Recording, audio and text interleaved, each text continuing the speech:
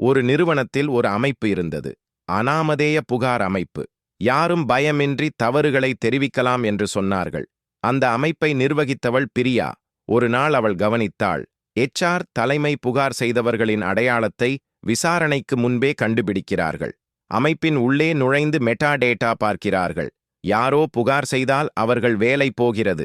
புகார் அமைப்பே ஒரு கண்காணிப்பு கருவியாக மாறியிருந்தது. பிரியா கோபமாக கத்தவில்லை, ஓடிப்போகவில்லை. அவள் ஆவணப்படுத்தினாள்.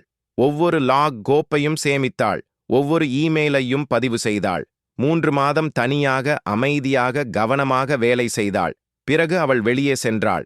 நிறுவனத்தின் போர்ட் ஆஃப் டைரக்டர்ஸிடம் நேரடியாக புகார் கொடுத்தாள். தலைமை பதவி இழந்தார்கள்.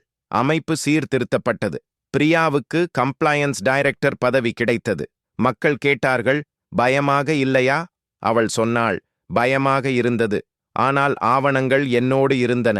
உண்மை என்னோடு இருந்தது. அதுவே போதும். தைரியம் எப்போதும் சத்தமாக இருக்காது. சில நேரம் அது ஒரு கோப்பை கவனமாக சேமிப்பதில் இருக்கும்.